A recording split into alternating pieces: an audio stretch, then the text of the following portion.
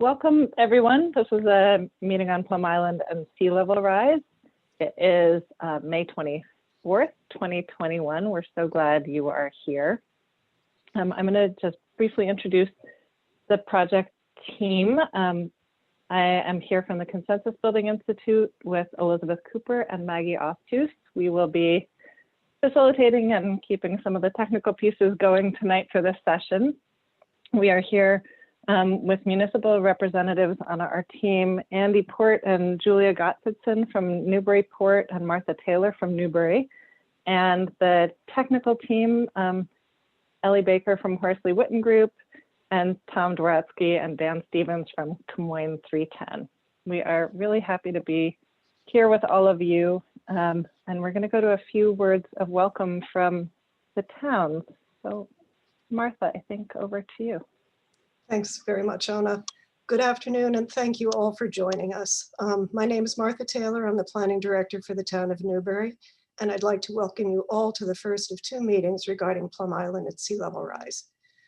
These meetings are being held in connection with a fiscal year 2021 Municipal Vulnerability Action Grant that was awarded by the Commonwealth of Massachusetts to the town of Newbury in early 2020 to study the fiscal and economic implications of sea level rise on Plum Island.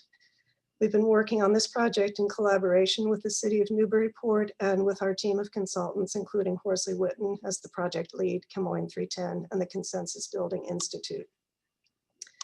Our project team began work on this project in February 2020, right before COVID hit, so it's made it kind of an interesting process. And we've been working with the assistance of an advisory group to develop the information that you will see tonight, and also at a second meeting in this two-meeting series. The second one is scheduled for June 3rd. As many of you likely know, over the past few years, planning for resiliency for Plum Island has been identified as a high priority in both Newbury and Newburyport, including in the 2018 and 2019 Municipal Vulnerability Preparedness Planning workshops, which were driven by community input. Our two communities share commercial and residential areas, as well as a broad array of natural resources and open space on the island, including beaches, salt marsh, dunes, all of which will be impacted by projected sea level rise. Both communities have experienced and are continuing to experience significant erosion and damage on the island, as well as flooding. The severity and frequency of erosion and flooding on the island are expected to worsen in the coming years as a result of climate change and sea level rise. Planning for the future of Plum Island will require thoughtful analysis, as well as collaboration, innovation, and pragmatism. This project is a collaborative effort between both communities to develop new information in support of future planning and decision-making for the island. Thanks again very much for being here today and joining us for this discussion. And we hope that you'll be able to attend the June 3rd meeting as well. So turn it over to Andy Port. Thank you, Martha. As the fellow planner in Newburyport, I would echo much of what Martha has just said. A couple of comments that I would make, some of it overlapping, is that Newburyport shares a number of the land use issues and planning issues with Newbury when it comes to Plum Island. We also applied for a Municipal Vulnerabilities Preparedness Grant, or MVP grant, from the state to address the same issue, which is projected sea level rise, as a so-called community or a capital improvement project, a CIP, which for us is essentially a construction project. We just completed construction of a revetment or a berm to protect the wastewater treatment plant that serves both communities using funds from the same program. So we're looking at the same issue for our own municipal infrastructure. Both Plum Island is basically a rare land use form in the area. It's a so-called barrier beach. And that essentially means that it buffers the mainland from ocean forces. And it often takes the brunt of these forces in the form of erosion. Many of you here tonight are probably here because you're familiar with, in some way or another, that erosion. The current erosion in association with the jetty is, remember, only a snapshot of that history of this cycle on the island. And now scientists and engineers are basically projecting that this is going to get worse and more frequent in future years. This is also, I would note, just as a planner, this is consistent with projections we're seeing and preparations we're seeing nationally and globally. So we need to prepare for these changes, including more frequent flooding of the primary and sole access point to Plum Island, the Plum Island Turnpike, as well as other areas on the island that we've seen in various points in the prior years. So the maps that we're going to see have implications for the extent, I think, as well, to which both communities want to encourage further growth and development on the island in light of this. But the most important thing I think that we should look at here is what the maps are showing for future conditions. So with that, I think I'll pass it back to Elizabeth. Thanks, Andy. So thank you all so much for being here. I see that we have 80 attendees with us so far, and I know this is a really weird way to participate in a community meeting. So just now, before we launch in, I want to just help us get a little bit of a sense of who is here in the virtual room with us. So we're going to put up a little poll where you can just tell us a tiny bit about yourself. First, we want to know where you hail from. You may actually live on the island in either of the two communities, or live on the quote unquote mainland in one of the communities, or come from a neighboring municipality or somewhere else. Go ahead and respond as I'm just talking through these. You'll hear in a few minutes, we're going to be talking about what sea level rise means, decades into the future for the island and for these communities. So we are asking you to think about your age in 2050, 29 years from now, just to kind of get you in that mindset. And then finally, just how much are the topics that we're discussing today on your mind as you think about your home place? Are you thinking about it all the time? Is it sort of like, oh yeah, when I get involved in a conversation like this, I'm thinking and concerned about it? Or is it not something that comes up that much when you think about your own home community? And no right or wrong answers here, but we would just sort of love to know who is here in the room with us. We'll give it another 30 seconds or so for folks to answer, and then we'll share out the results. And we have a fast on the buzzer group here where almost 80% of you have responded. So thanks for jumping in.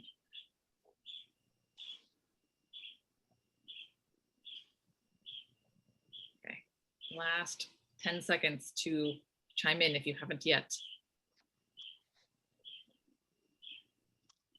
Okay, Maggie, would you share out the results of the poll here, please? So it looks like we've got a good spread. We've got folks who live on Plum Island in both communities. We've got folks from both communities not on the island. We have some folks who live in neighboring places, and some folks other maybe from a little further afield.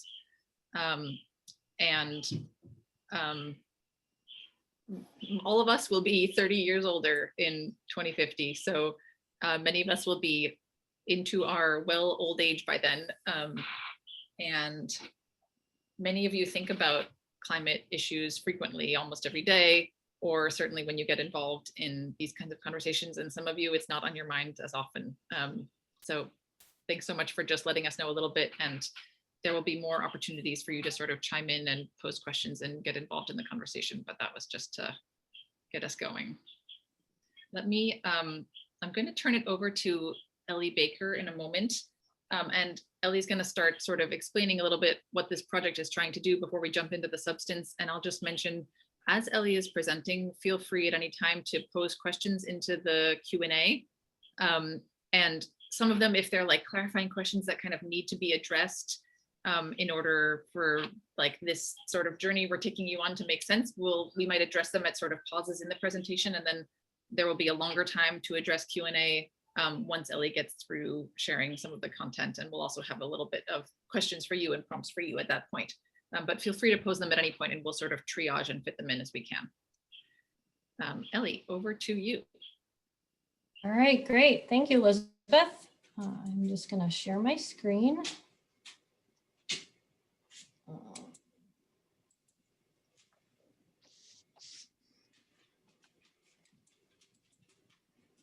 Let's see, did that seem to work properly? I think it did. Looks great. All right, great. Well, welcome everybody. Thank you so much for taking the time this evening to hear about this project. This is a somewhat difficult topic to talk about, and we'll just put it out there, but I think it's very important, and we're excited to show you what we've developed and try to get the conversation started here. So what we're going to cover tonight is really just an introduction to our project. I'll go over it with all of you, and then just sort of a general overview of Plum Island connections, kind of what Plum Island means to the communities, get a sense for it. Many of you obviously are already very familiar with it, but just to set the stage. and then talk a little bit through general climate change conditions that we're expecting in the region. And then we will dive into the sea level rise projections for Plum Island that we've been developing. Now, these maps, as I'll show you, are really just setting the stage for the analysis that we're doing in this project. So the meat of all of this is really coming in the next meeting. So we're kind of setting the stage with some food for thought here. And we hope you'll join us for the second meeting to get into more discussion. But we're happy to have you here to get everybody hopefully on the same page with an understanding of climate change projections and what they may mean for Plum Island. So just an overview of where we are, Northeast Massachusetts, the mouth of the Merrimack River, and we have Plum Island at the mouth of the Merrimack. I think we're all familiar with that. This is downtown Newburyport here, and Newbury is to the south of that. So Plum Island has been a priority for Newbury and Newburyport in terms of resilience planning. Both communities share commercial and residential areas on the barrier island of Plum Island, and the severity and frequency of erosion and flooding on Plum Island are expected to get increasingly worse in coming years and will disrupt the normal patterns of life and commerce on the island and elsewhere in the region. Both communities, Newbury and Newburyport, identified resilience planning for the island among their highest priority recommendations in their municipal vulnerability preparedness planning workshops. And the recently released Newburyport Resiliency Plan followed up the MVP workshop process and also placed significant priority on addressing resilience and adaptation concerns for Plum Island. All of these efforts were predicated by the Great Marsh Coastal Adaptation Plan, which was completed in 2017, and which assessed coastal risks from climate change from Salisbury down to Cape Ann and identified broad adaptation strategies. We know that based on the identification of Plum Island as an issue and a concern for resiliency, that more information is needed on this issue. And so this project is really aimed at developing a portion of the information that is needed for planning and decision-making. So this project really came about in response to a key question around how can both communities responsibly manage the island with all the public services that accompany that responsibility?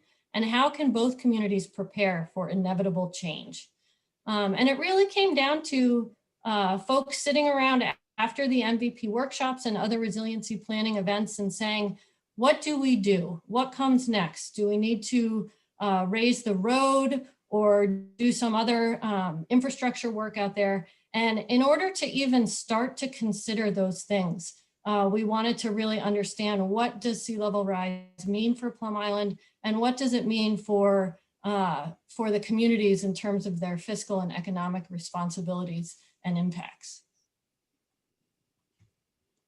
So just an overview of the purpose of the project that we're embarking on right now, or actually finishing up right now and presenting to you, is basically predicated on this idea that we know that Plum Island is at risk. So what do we do? We're really trying to set the stage for this discussion. How do we begin to evaluate some of the options? As I mentioned, people started to consider, do we raise Plum Island Turnpike to get out to the island? But how do we even begin to evaluate some of these options in such a complicated setting? How do we know what options might make sense? So we wanted to start to begin to weigh some of the costs and benefits associated with Plum Island and its costs and benefits to both communities and from the communities on Plum Island. And so this is really an effort to try to begin to have this discussion. So I just, again, want to mention the project team. This was primarily funded through a grant from the MVP program to the town of Newbury. And the city of Newburyport has also been collaborating on this. We have a consultant team. And then over the last 6 months or so, we have also been working with an advisory committee that's made up of residents, business owners, other municipal staff, the MVP program, Coastal Zone Management, Mass Audubon, Parker River National Wildlife Refuge, and others residents out on the island. So we just wanted to say thank you to the folks that have helped us and helped guide us as we move forward on this project, and hopefully we'll stay engaged. And I just want to reiterate here that this effort is really sort of a building block of information. We are building an information base to inform future planning. So this analysis that we're presenting in this 2 stages of the meeting is really a piece of the pie. We know full well that there's other elements of information that need to be considered for planning and decision making, those having to do with habitat, nature-based tourism on the island, costs and feasibility of different infrastructure, maintenance and upgrades, the value of Plum Island as a protective barrier island to the mainland, equity, many other issues. So this is not meant to be a one and done analysis for decision making, but hopefully will help to start the discussion and also to provide some key information for future planning. So I just want to give a little bit of background about Plum Island history. I'm sure many of you know much more about the history of Plum Island than I do, certainly, but it's an interesting one. And one thing I want to point out is that people have been vacationing on Plum Island, living on Plum Island in cottages and staying at hotels for a long time. So this hotel, the Plum Island Hotel, was around as early as the 1800s. People were vacationing out there with their families for short stints, for long summer stints, so much so that there was actually a rail car that was extended out to the island to bring a larger population of folks out to the island for summer getaways. It also served as a jumping off point for maritime rescue. As you can see, the Maritime Rescue Lifesaving station on Plum Island. There was obviously a large maritime industry in the Merrimack and up and down the shore, and Plum Island was, obviously on the ocean and a good access point for rescue and supporting that maritime industry.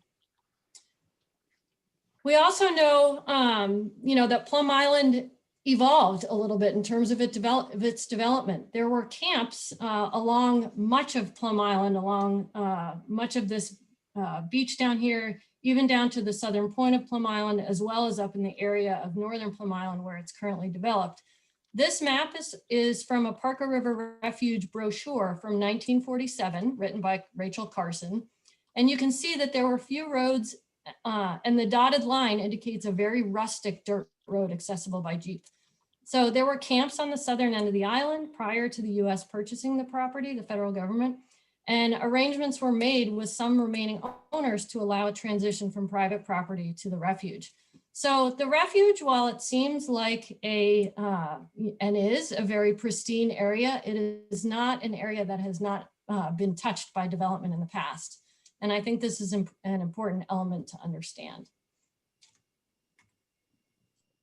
Plum Island has also been changing shape for a long time. Plum Island is a barrier island. It does move, it wants to move.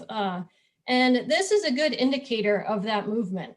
These are 3 maps, which many of you have seen, I'm sure, in other presentations, but these maps are based on surveys by the Army Corps in 1827, 1851, and 1883, and they show the changing contours at the mouth of the Merrimack River in relation to the present day jetties indicated by these dotted lines.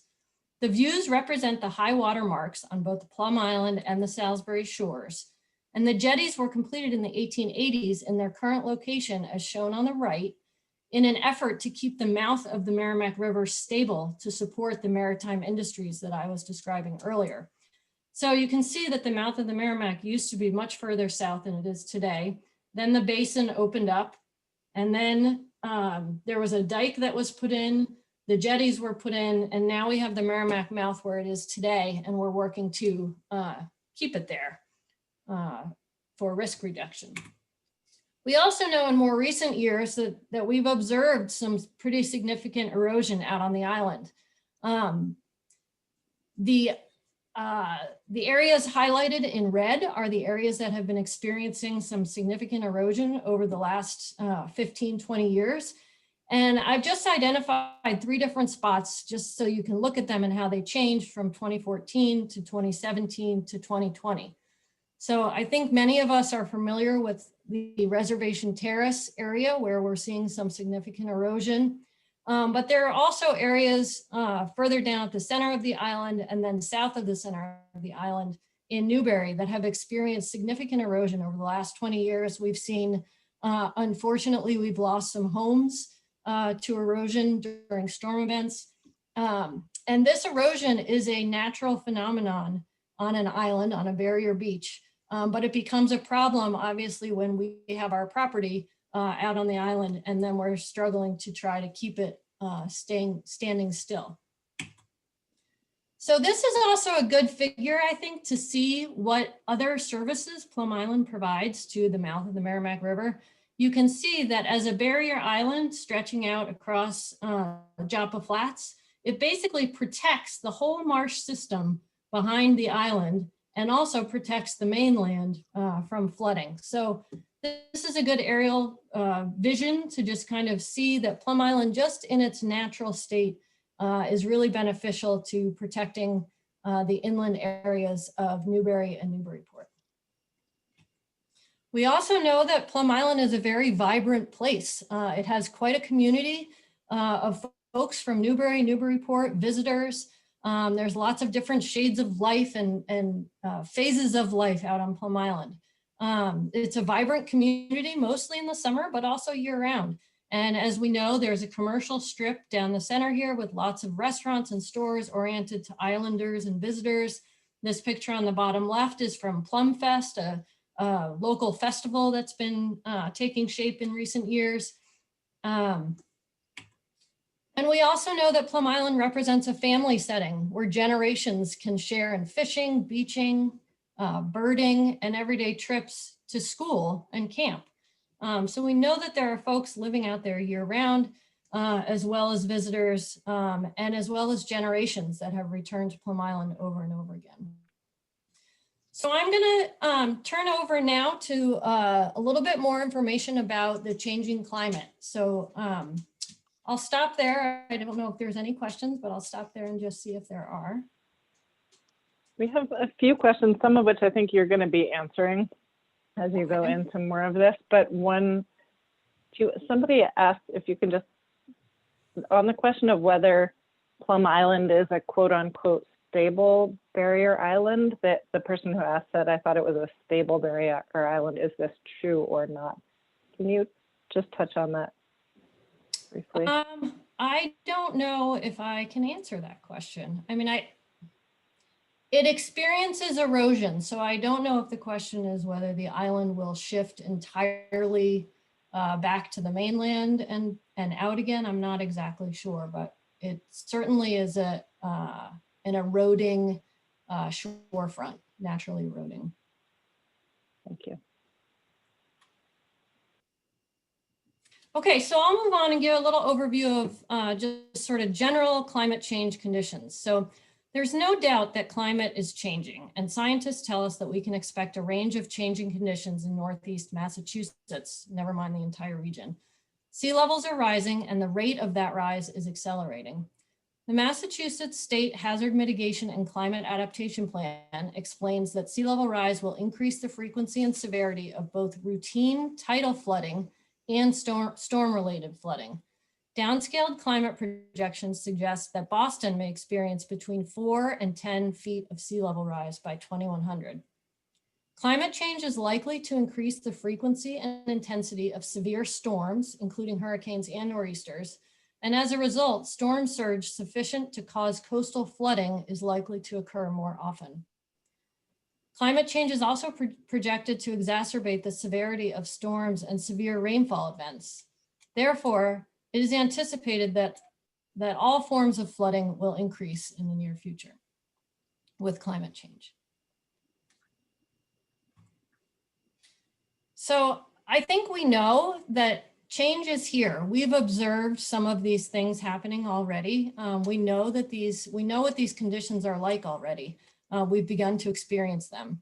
We've experienced sunny day tidal flooding from king tides, and we know what that's like. On the left here is an example from just last month, a king tide right along the Plum Island Turnpike.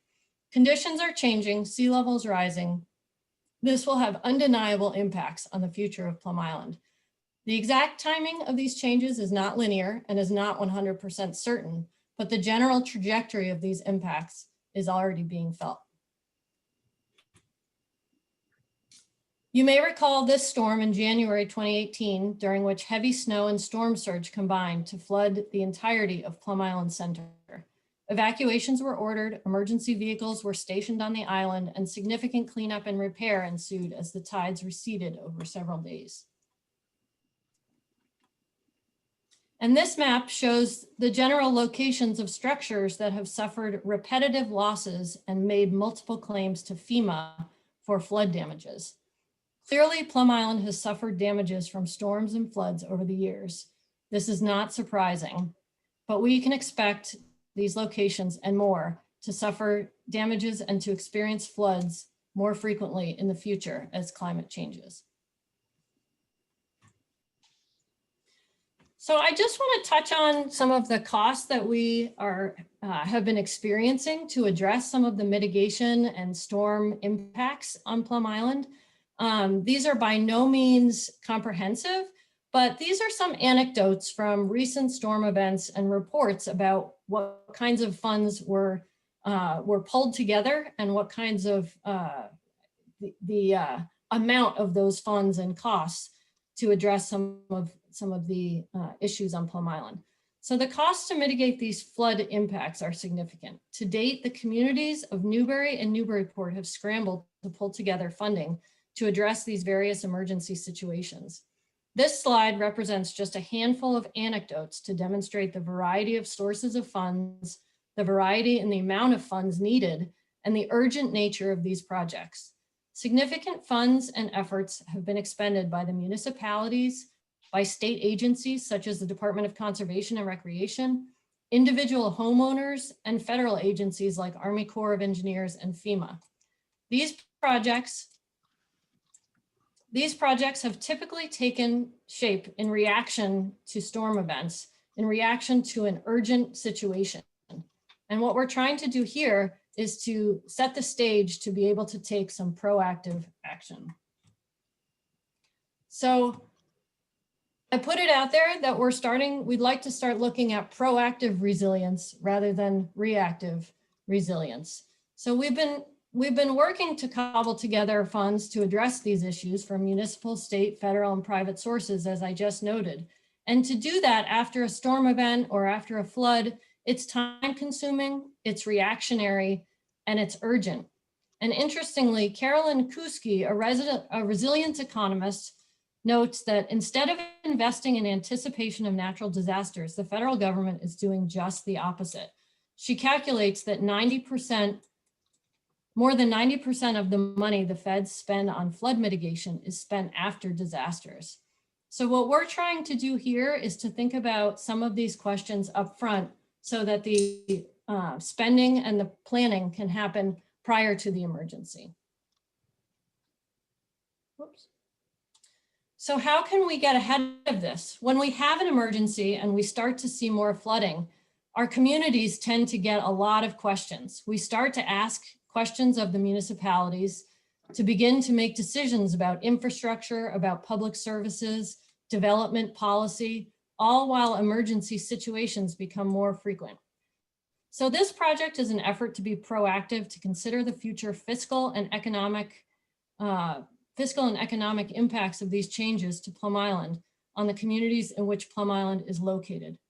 How will the communities be equipped to evaluate options and suggestions from constituents about whether to elevate the Turnpike, preserve beaches, elevate structures, provide ferry service, retreat from shorelines, restore dunes, or any other resilience efforts? So I want to highlight, as Andy mentioned earlier in his introduction, that the city of Newburyport has taken steps recently to install a berm around the wastewater treatment plant and help protect the plant from flood risk. This is an example of a proactive planning effort and by no means the only example in the region. But because it might be a visual that many on the call can actually picture recently with the construction, I wanted to highlight it. The new berm raises the flood protection elevation to elevation 14.5, which is 2.5 feet above the FEMA 100-year flood elevation. They combined this project creatively with the rail trail to protect infrastructure while creating an alternative transportation route along the waterfront that is also a tourism draw and a community amenity. They have been applauded for this forward-thinking and creative action, and we hope this project today that we're presenting can help to lay the groundwork for even grander planning and thinking for Plum Island. However, we also note that the shoreline created by this project is one of riprap permitted in certain cases where space allows such work with minimal or no impact, no direct alteration to salt marsh. Benefits of such projects have been calculated to outweigh costs, and the project has been developed. However, this is a much simpler project in one single location in comparison to all of Plum Island and all that it entails. I want to highlight a few other projects in nearby communities. Other communities nearby and up and down the US coastline are considering similar sea level rise and flood risks and have begun to evaluate significant infrastructure upgrades to improve community resilience. While none of these is perfectly synonymous with the setting and conditions of Plum Island, these projects currently in the planning phases do provide us with a sense for the scale of infrastructure upgrades being considered nearby. You can see that projects in Ipswich, Salisbury, and the Florida Keys that involve raising a roadway through a marsh can range in cost from $2.5 million to $42.7 million per mile, depending on the elevation and the culverts and bridges being incorporated, not to mention the limitations on the design due to permitting and wetland impacts. The Plum Island Turnpike, for comparison, is approximately 2 miles long from Rolfs Lane out to Plum Island.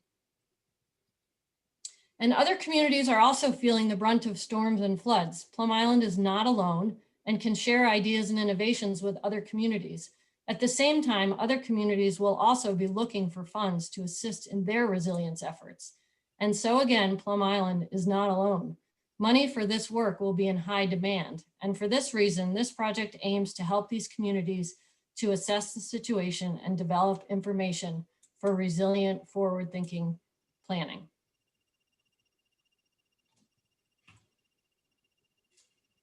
Again, you can see other communities are struggling with similar impacts to utilities, roadways, access, shoreline, and Plum Island is not alone. This is the Causeway in Essex during the January 2018 storm. They're also considering what they need to do. And Gloucester, there's an example of a fire truck doing some rescue in the January 2018 storm. Equipment during these storms in salt water is at risk. So this is an issue similar to Plum Island as well. So I will just stop there quickly, and now I'm going to move on to the sea level rise projections that are really the meat of our presentation today. Are there any questions to address? There was one question around just sort of how and whether we can differentiate when erosion is due to sort of natural forces versus like hardening and impacts of that. And I don't know to what extent we're able to sort of, you know, differentiate, but what is like the science that we have say about that? Yeah, I guess I would say that's a little bit of a question outside of this project, but there is some work being done right now looking at causes of erosion, particularly, I think, at Reservation Terrace, which is probably where this question is coming from. But I think in general, one message to get across is that these areas are not stable necessarily, and erosion is a natural condition. And sea level rise, storm surge, increased energy from storms are going to exacerbate erosion. We can't always predict exactly where that's going to happen, but it is a naturally occurring phenomenon that is being exacerbated. And in some cases as well, obviously man-made structures can also exacerbate that. And that's a well-known physical condition, but not something that I'm going to touch on too much in this presentation. All right, So I will go on.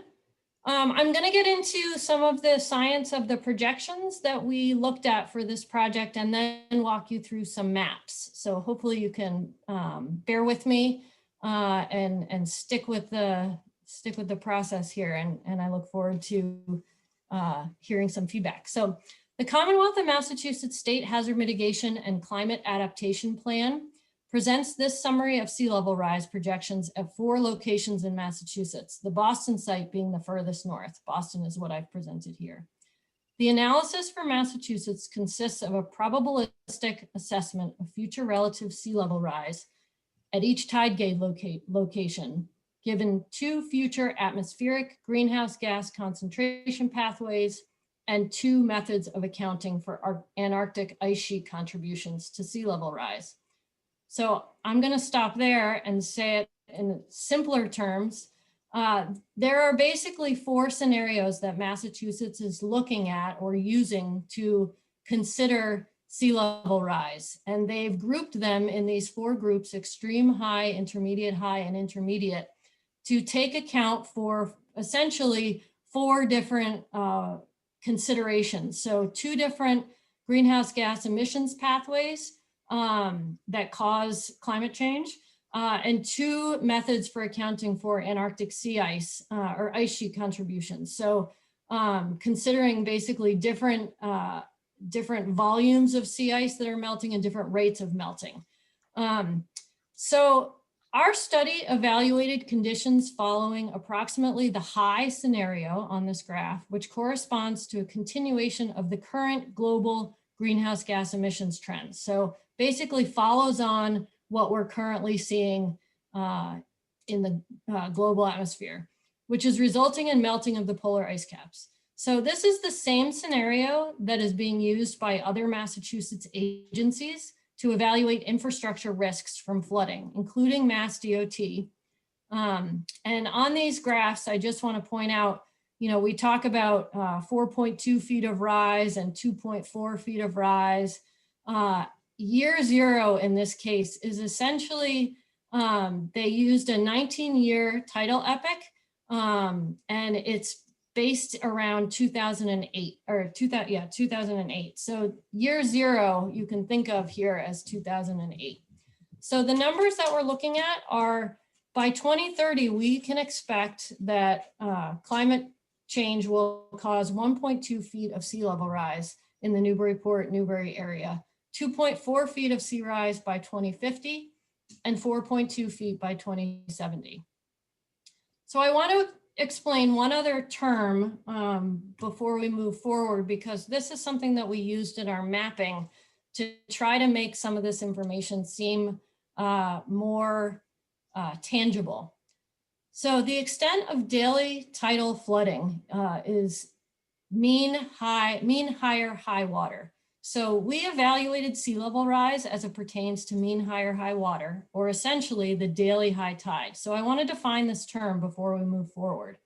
Mean, higher, high water is the average of the higher of the 2 daily tides based on observations at a tide gauge. So we know in Newburyport and Newbury on Plum Island, we have 2 high tides and 2 low tides generally each day. And one of those high tides is generally higher. So mean higher high water is the average of all of those higher high tides. So in other words, it's essentially on average the extent of the high tide at least once a day over a year or over a tidal epoch. So when mean high water is projected forward by NOAA on a tide chart, when they make predictions, it does not account for wind-driven tides or storm events, which we anticipate to be stronger and more frequent in addition to sea level rise. So only after a storm event passes do we see the actual verified high tide, which is often much higher than mean high water. So I should say, which is sometimes much higher than mean high water. Studies are showing that mean high water is being exceeded more and more due to climate change. And this is to be expected with sea level rise. And I just want to show this in another way. I know this is a very small graphic here, but I want to tell you what you're looking at. These are tidal charts, observed tides for 2 different months last year in 2020. So the top is August and the bottom is November. And this is in Sea Island, Maine, which is just north of Portsmouth. So mean high water is a datum that's indicated here by the dark blue line. And you can see that the green is the observed tide. So the observed tide actually exceeded mean high water numerous times in about a week period, at the beginning of August, and then again for a longer period at every high tide during the end of August. And then again in November, you can see mean high water was exceeded just about at every high tide for approximately a week and a half. So mean high water is a way to understand sort of the extent of normal high tide, but it won't be reached every day. It will be reached very commonly for periodic episodes over the year. So I also want to just talk for a second about the difference between tidal flooding and extreme floods. So the extent of mean high water, as I said, is the average of the higher of the high tides across a year or tidal epoch. And on average, it would occur once per day. In reality, it's exceeded at almost every high tide for a period of days, and then the tide recedes for a period. And this is the normal rhythm. So that's what I just showed you on those graphics. And on the left here is what that looks like. This is mean high water in Boston. I shouldn't say mean high water. This is a very high tide in Boston that will represent the future mean high water at some point in the future in Boston. We are seeing these high tides more and more. So extreme floods are floods associated with storm events that increase the energy in the coastal waters and atmosphere and push waters much higher onto the shore and further inland. We typically categorize these by statistics to characterize the frequency and flood elevation, to estimate risk to property, usually to structures, and originally for insurance purposes. You're all familiar, I'm sure, with FEMA firm maps. So we talk about the 10-year flood and the 100-year flood as extreme floods. These are also known as the 10% and 1% annual exceedance probability flood. So this essentially means that the flood elevation represented by the 10-year flood is has a 1 in 10 chance of being exceeded, and the elevation represented by the 100-year flood has a 1 in 100 chance of being exceeded in any given year by a storm event. So I'm giving you a couple of definitions because you're going to see these lines on the maps that I show you, and I want you to have a sense for what you're looking at when you see those. The increase in intensity of storm events together with the increasing sea level is expected to exacerbate erosion, particularly along the east and northeast shorelines of Plum Island. So erosion rates on Plum Island vary widely over different time periods. This kind of addresses the question that came up earlier. But the mere fact that Plum Island is a barrier island is enough to suggest that the shoreline will continue to shift and change. And you can see this graphic, these data are for short-term trends on Plum Island calculated by Mass Coastal Zone Management.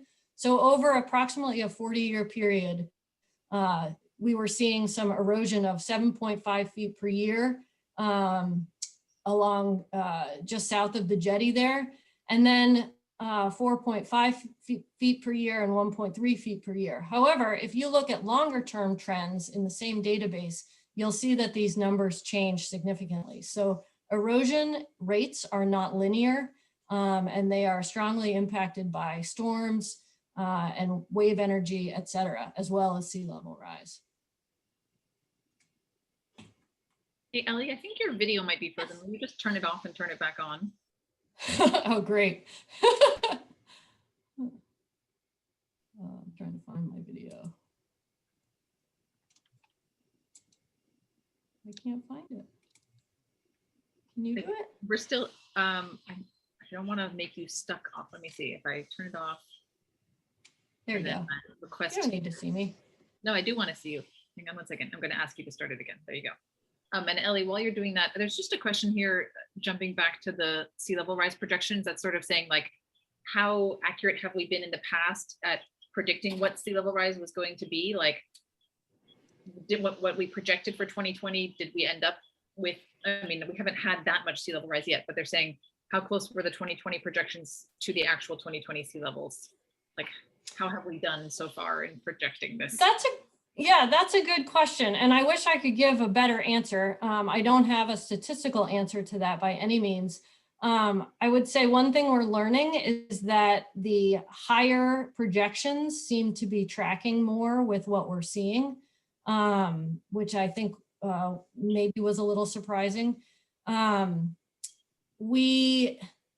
don't know how to answer that better than that.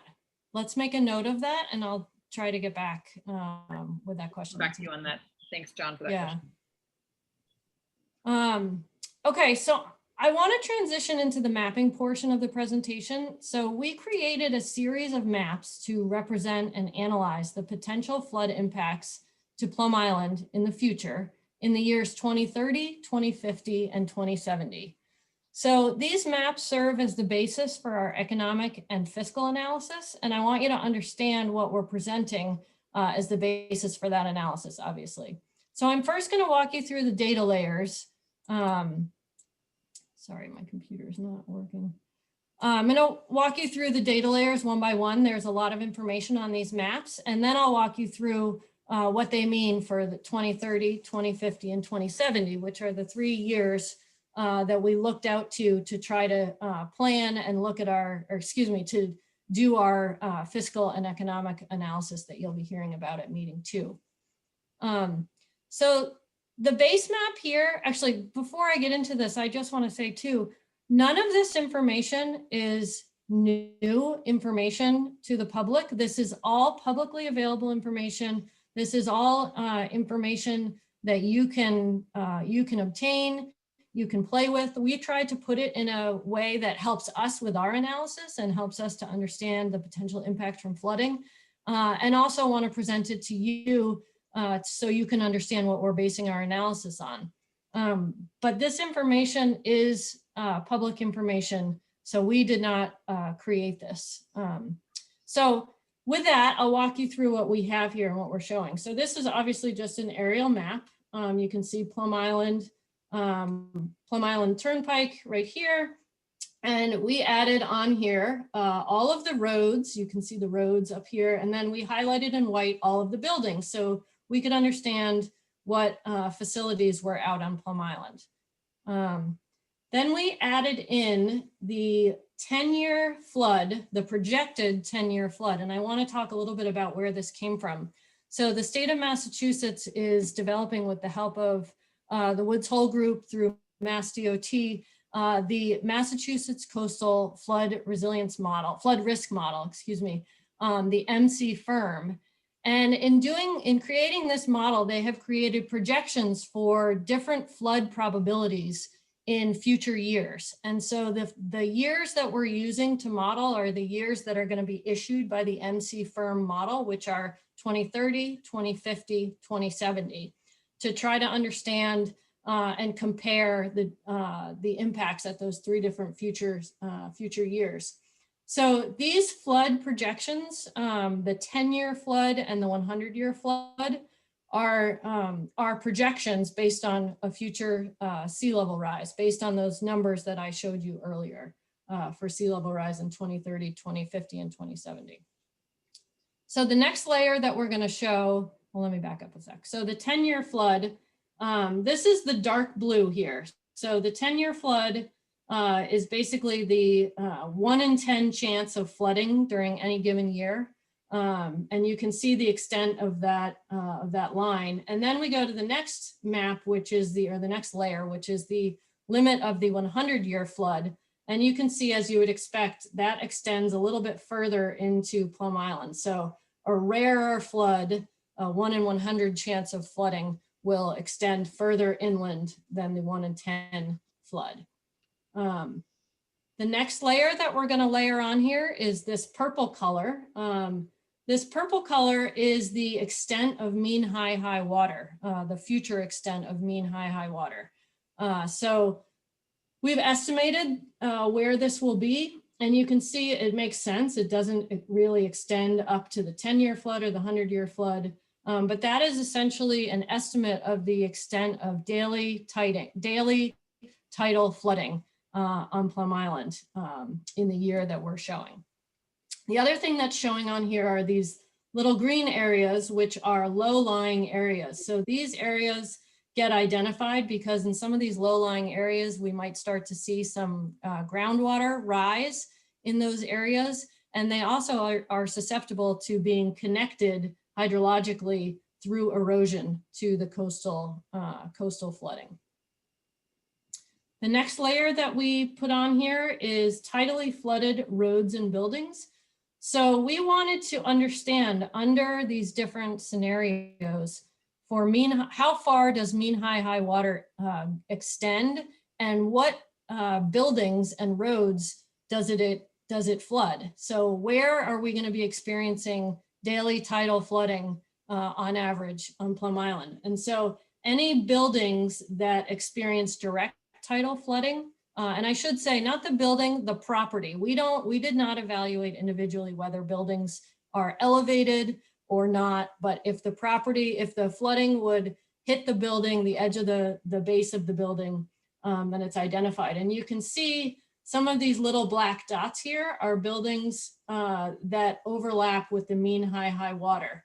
We also highlighted a couple of roads wherever they were that are within the mean high water. This is obviously the old bridge abutment road, but you can see here in this area where the road is actually going to be flooded during mean high water. Sorry. So the next layer that we wanted to put on here is,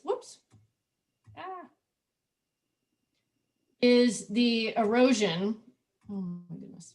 So we wanted to show the erosion prone areas, recognizing that we don't know full well where exactly where erosion will be occurring or at what rate, but we can tell from some of the past mapping where we can expect erosion risk to be most significant.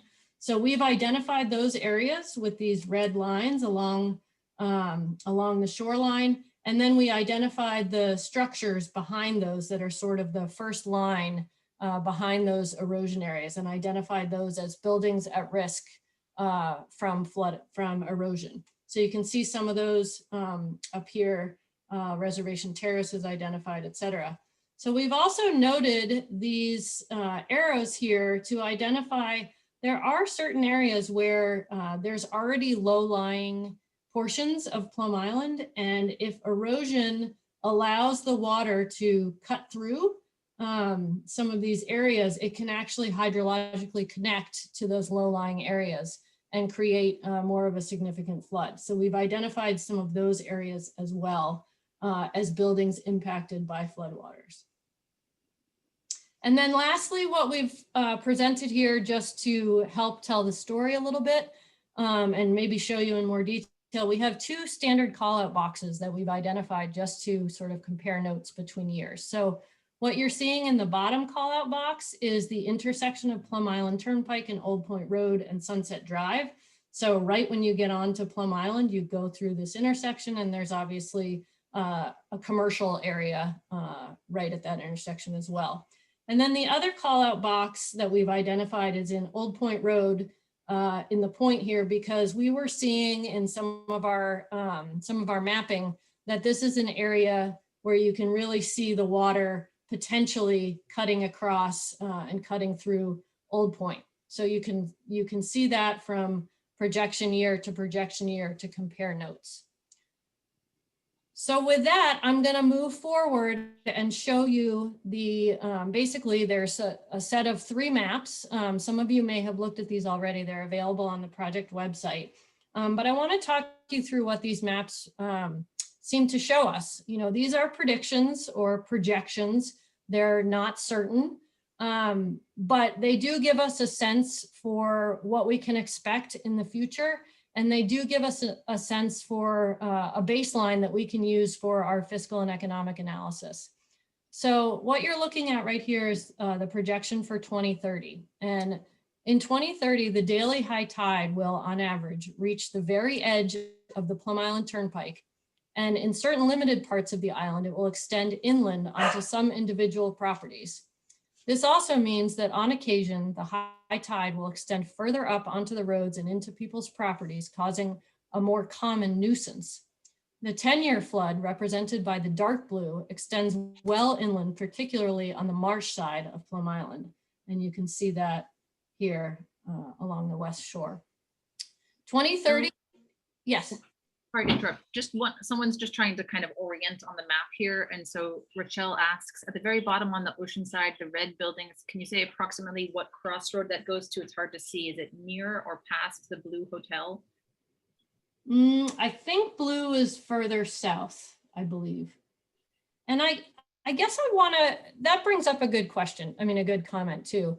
These are planning level maps. They look very specific, and we did that because we need to understand, generally where these impacts are, and we need to put numbers for our fiscal analysis.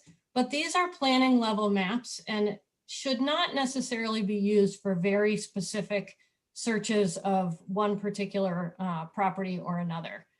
So I just would warn against that, although I know it's tempting. So 2030 is 10 years from now. The 10-year flood puts Old Point at significant risk, as well as many homes in Newbury along the western side of the island, along Old Point Road and Sunset Drive. So this area. It also completely isolates the island due to complete flooding on Plum Island Turnpike. So during a 10-year flood, this Turnpike area is flooded. Another way of looking at the 10-year flood is to say that there's a 10% chance that flooding will exceed that extent in any given year, or a 1 in 10 chance. So there's a 1 in 10 chance that this area will flood all the way out to this dark blue boundary in a given year. So to approximate tidal flooding conditions in 2050, or approximately 30 years from now, we've mapped mean high water here. And you can see at the time, we can expect that the Plum Island Turnpike and main intersection to Plum Island will be overtopped regularly by high tides. So Old Point Road will be overtopped by high tide extending from the basin all the way to the salt marsh in several locations, and Sunset Drive and Old Point Road down in this area will essentially be underwater at high tide. So I say these are projections, these are estimates, but according to our mapping, that's what it's showing us, and that's what we've analyzed. So this means that roadways, homes, cars, and anything stored under elevated homes will be exposed to saltwater inundation every day or almost every day. Wind-driven high tides would be even higher than the mean high water that we're showing. And residents of Plum Island and businesses in the center of the island would be affected by tidal inundation on a regular basis. Oops, sorry. On a schedule that is set by tides, winds, and storms, rather than your regular daily schedule. So by 2070, which is what you're looking at on this figure, if you followed from one to the last one, from the first to this one, you can see a significant change in colors. The 50 years from now, conditions are expected to be much more dire.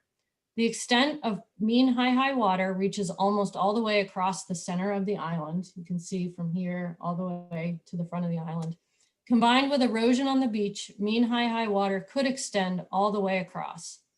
The green areas, which denote those low-lying areas I mentioned, are likely to be inundated by tidal waters as a result of coastal erosion by 2070, rendering much of the North Point flooded at high tide as well. So you can see, according to this projection, Old Point Road is going to be experiencing some significant regular tidal flooding. The backside of the Marsh will as well, and the Sunset Drive all the way down to the refuge will as well. But really the big issue here by 2070 is Plum Island Turnpike. Basically, the majority of Plum Island Turnpike, other than the bridge in the middle here, as well as the Plum Island Turnpike, Plum Island Boulevard intersection, will be very regularly flooded from tidal flooding. So this is, we are presenting here the tidal flooding to really try to make it more meaningful for what this means on with your daily life, as opposed to just storm events and just reacting to storm events. This is much more along the rhythm of your daily life, all of our daily lives, 50 years from now. So what does this kind of flooding look like? It's really hard, I think, to look at maps and understand extents of flooding and depths of flooding. I didn't even show depth of flooding on these figures, but we're already familiar with flooding on the island from recent storms and wind-driven tides, and we can use those to gauge what it might feel like. I would venture to say that this biker is riding in about 6 inches of water, which might not sound like much if you were to see it on a map. But if you can see that in this picture that 6 inches of water is pretty dangerous and actually extends all the way across from the back marsh there all the way to the almost to the beach in Newbury. On the right-hand side, you can see the Plum Island Turnpike. This is an emergency announcement from the Newbury Police Department back in 2018, stating that the Plum Island Turnpike is closed to non-emergency traffic until further notice due to flooding. And this kind of closure and inconvenience is likely to be happening more and more. And you know what that's like. If you see that picture there, the actual depth of water going over that road is not very significant, but obviously this is a dangerous situation to be trying to drive through. So despite what we've observed and experienced, the island continues to be a significant draw, and the power of the ocean to move things around out on the island is undeniable, but so too is the draw of the island experience. These two forces are beginning to converge, and the communities are working to develop useful information, including this analysis, to plan for the inevitable change that we anticipate on Plum Island. So what does all of this mean? This is a lot of information and thought-provoking about the future of Plum Island.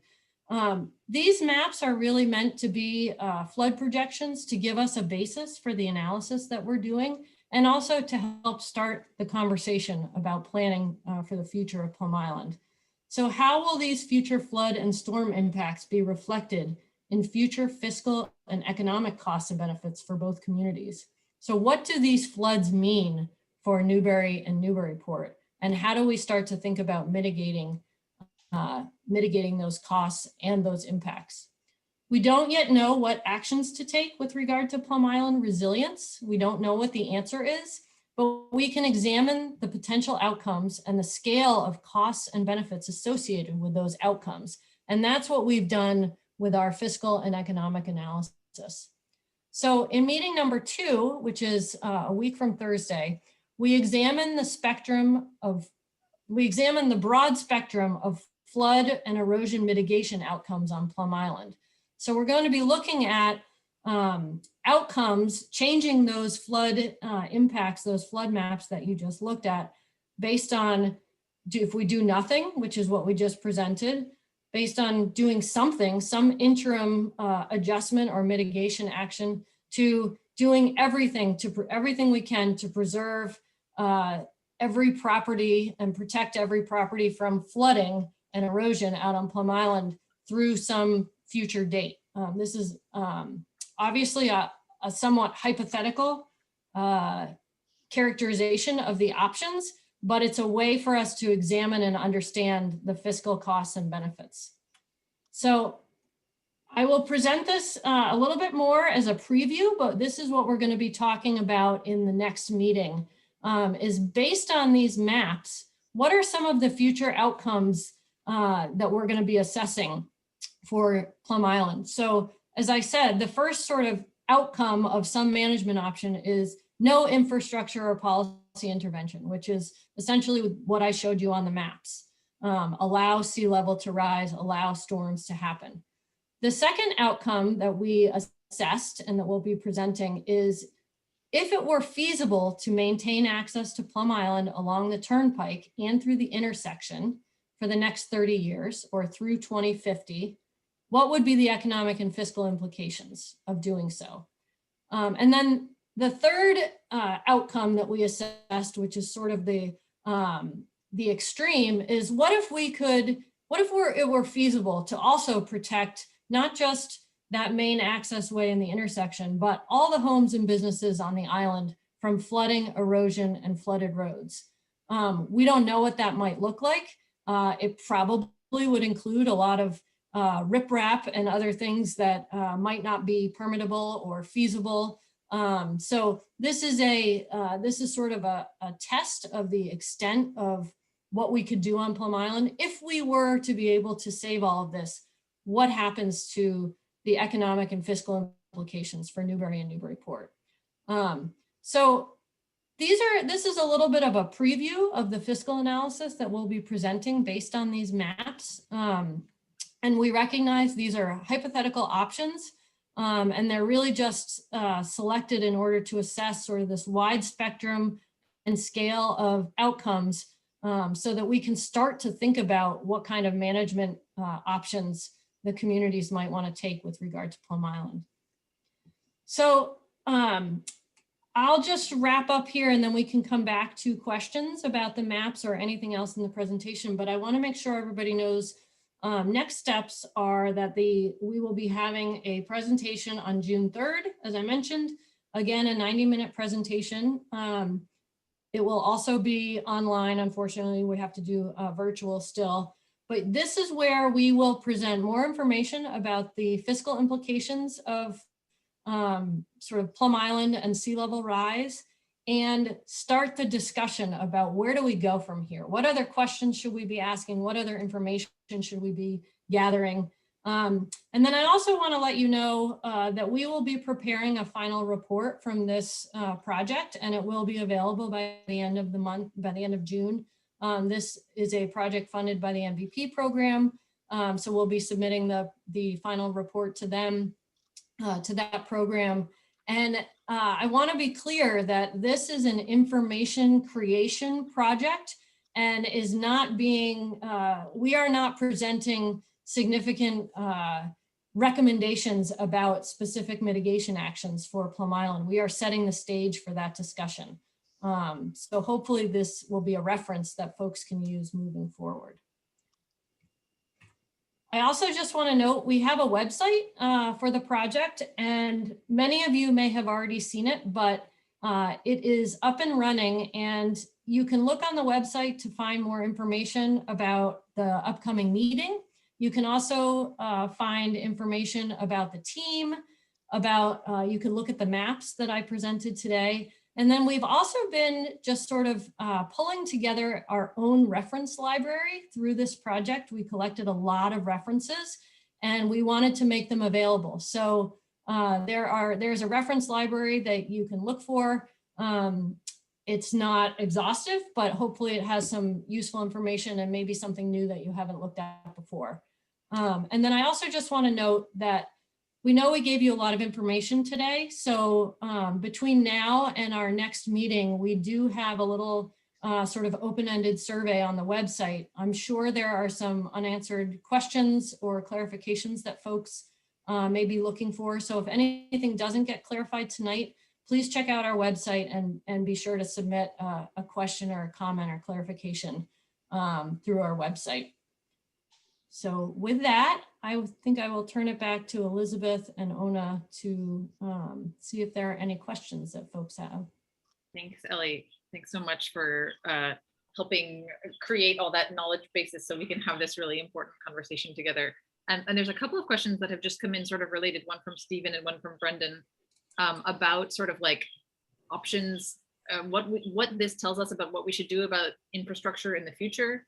And I think, Ellie, you can answer this maybe better than me, but I think Brendan and Stephen, you know, this study has not analyzed the sort of specific pros and cons or sort of, you know, validity or long-term feasibility of those particular infrastructure options. What we're trying to do here is kind of lay the groundwork to understand, and this we'll get into more in the meeting next week, as Ellie mentioned, like what the sort of fiscal and economic impacts will be over time for the island due to sea level rise and other climate impacts, so that we can kind of use that as part of the equation to understand what kinds of interventions make most sense and sort of for how long those interventions would be viable. Ellie, anything you want to add to that? I don't know if I've explained that well.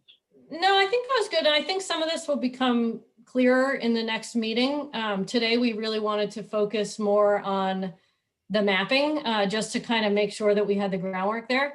But I will say, with regard to the fiscal and economic analysis, I mean, we really are trying to, we know that there will be mitigation options, resilience options, hopefully lots of creative ideas in the future.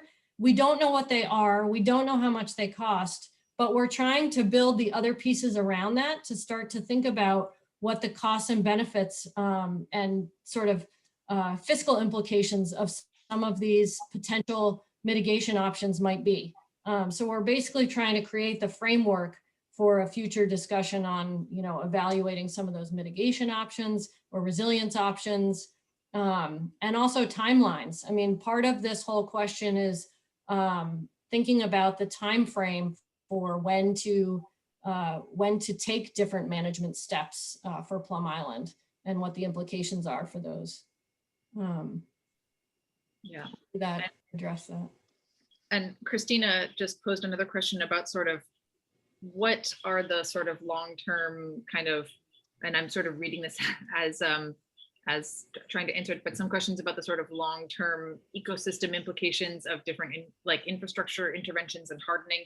And Christina, I'm afraid, I think like this project won't get to answer all of the details of that, but we hope to sort of tee up, and actually a lot of what we want from you is feedback, especially in the next meeting, is asking these kinds of questions, because we know like when it comes to trying to plan in light of climate change, like the questions are too big to answer them all in one study. So part of what we need to know from you community members is sort of like, what other research questions do we need to tee up and plan to study so that we can have really good information, you know, to make kind of planning decisions going forward. And I think you're putting your finger on some really important ones, like if we do harden, will it have positive impacts? Will there be unintended consequences? How much, you know, to continue protecting and sort of considering those costs and benefits. So thanks, Christina, for putting it so well. And we'll definitely be noting those as like follow-on steps from here. Another question from Rachel about, she says her neighbor told her about the raising of the Plum Island Turnpike at least twice in his lifetime. Do we know where those funds came from? I don't know if anybody knows sort of how that's been funded in the past. Yeah, I don't know the answer to that. I'm afraid I don't either. One of the challenges that I think we have been exposing in this project is that tracking a lot of the funding opportunities and funding sources from lots of different places to address different emergency situations, as well as resilience efforts on Plum Island, no different than any other municipality really, is difficult to keep track of. So I think thinking proactively and planning forward for, you know, some sort of a master plan or a planning effort of steps to take and where those funds will come from is going to be important and helpful. Thanks everybody for the good questions coming in, and feel free to keep them coming. I see a couple of folks with hands raised. We do want to allow some time for verbal comment, but knowing that we have nearly 100 people in the room, let's just try to keep those comments succinct. And I'm about to turn to those folks. And meanwhile, I want to ask a question of all of you, which will just sort of help us know like what here is sort of most important or resonating or raising the most questions for you, what you're hearing. If you could think for a minute, sort of what is the sort of most important takeaway from this presentation that you are kind of carrying with you? If you were to speak to your neighbor or somebody else in the community about something you're learning tonight, could you share that in the Q&A, and we will make it possible for you all to see each other's comments. And let me just allow Marianne Bessie to speak. Marianne, you might need to just unmute yourself, but then feel free to chime in if you still wanted to make a comment.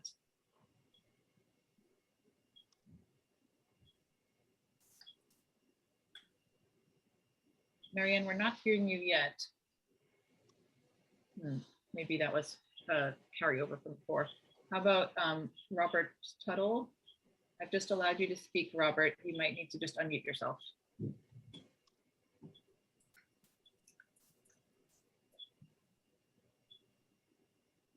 Robert, you're still muted, so you know. Okay. If anybody else would like to make a comment verbally, you can press the raise hand. Oh, there you are, Robert. Oh no, you're still muted. If anybody else would like to make a comment verbally, you can use the raise hand button at the bottom of your screen.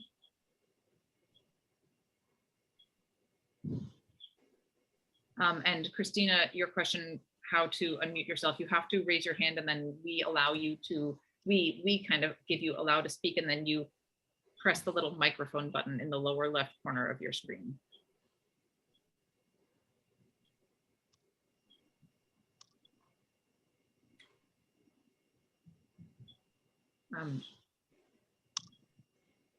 Janet Del Mare, if you unmute yourself, you should be able to chime in.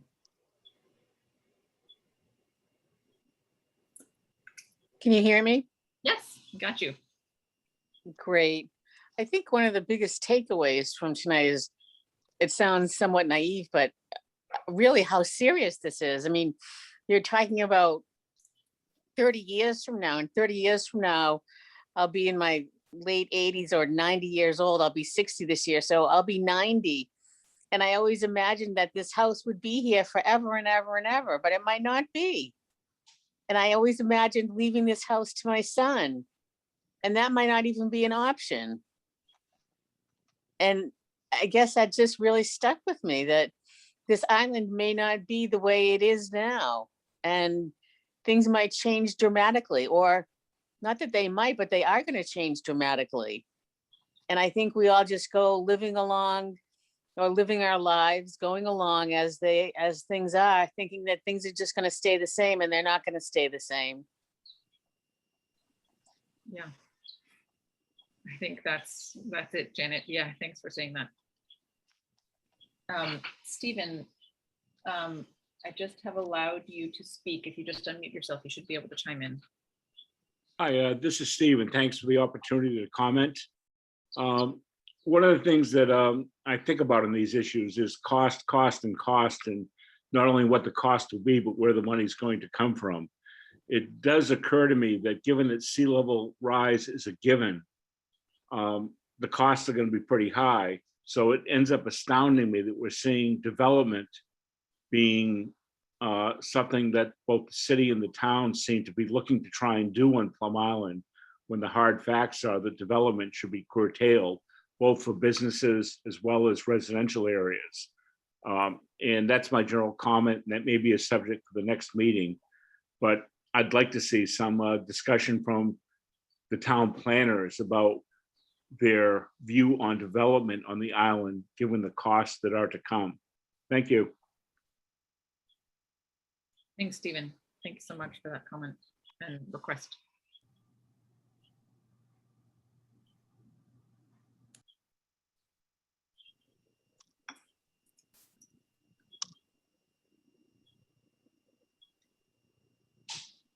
Any other questions or comments, reflections from folks? Feel free to raise your hand or put a question in the Q&A. I see a couple of questions here from Bill about sort of how we can estimate the impact of storms in the future. Bill says, does this present a conservative view since one storm could wipe out several buildings? And is there a way to do a storm analysis like trying to estimate how much an average storm would damage in 20, 30, or 50 years? Ellie, is that something you want to chime in on? Yeah, I mean, I would say that actually turned out to be maybe our biggest challenge with this project is that trying to put a damage amount and a specific cost on a specific type of storm is very difficult for what we're trying to do. And that's part of the reason that we are focusing more on the daily high tide flooding and the impacts of daily high tide. Although we do, and we are incorporating into the analysis some ideas of what storm costs would be and damage costs, it's very hard to put a number on. So I'll back up and say that what we're doing right now in this analysis is from the perspective of the public municipal fiscal health. So the budgets of the communities and what they're spending to address some of these storm impacts. So we're not in our analysis necessarily calculating the costs to private buildings, private properties out on Plum Island, and trying to understand what the exact costs are to a community from a given storm event is remarkably difficult to do, just because it's not something that's actually tracked in a way, in that sort of a way. Typically, through no fault of any community, it's just not how things are tracked. So that actually turned out to be a challenge for us in understanding what the actual very specific cost would be, for example, for a 10-year storm. Yeah, thank you. Our time is short now. We're going to be wrapping up in just a few minutes. So I just wanted to say thank you all so much for being so attentive and engaged to this presentation. This was the meeting where we wanted to sort of share a lot of information with you to sort of build up a basis. And then the next meeting is really where we're talking about what we understand about the potential fiscal and economic implications of these climate impacts on the island over time. And so that meeting will be next Thursday, June 3rd, 6:30 to 8 p.m. Yes. And so we really hope that you all can participate then. And as Ellie mentioned, that portal on the website, plumislandsealevelrise.com, is a place where we would love for you to add any further questions, reflections from tonight, and we'll do our best to either address those at that meeting or in the written output, the report that we create following that. And during that meeting, we want to share with you the sort of findings, such as they are, of trying to understand the fiscal and economic implications of the future, and then also really get your input about, like, well, what does that mean? What are the next steps for these two communities? What other research questions need to be answered in order to do smart planning in the future? Like, we're not really at a point with this amount of information to make decisions. When you're talking about such a big challenge as planning for climate change, you need to, we're kind of having to tackle it in bites, but we want to sort of name what the most important next steps are. And we really need your input to help us figure that out. And I'll also say the recording of this meeting that we've just had here tonight will be posted on the website very shortly, and encourage you all to share that around, particularly if you can encourage friends and neighbors to join us next week and encourage them to watch tonight so that they sort of have the same basis of understanding coming into next week's conversation. That will be super helpful.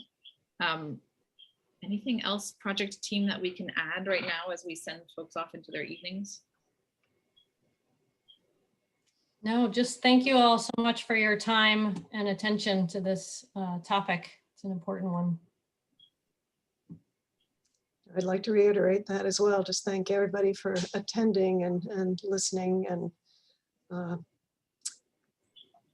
sort of hearing what we've been saying. It's been quite a process kind of going through this and seeing some of the mapping and things that we actually haven't seen before. A lot of what has been generally presented has really been related to storms and storm surge. So seeing what some of the daily impacts are going to be has been sort of interesting and eye-opening as well.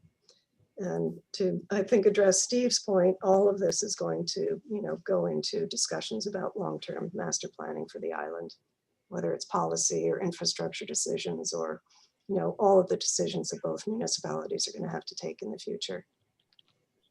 So thank you all again for being here. Thank you all. Have a good evening. Please come next week on June 3rd. Please tell your friends. Please tell them to watch the recording of tonight. Hopefully it won't be too painful to watch a webinar after the fact. Really appreciate all of your participation. Thank you.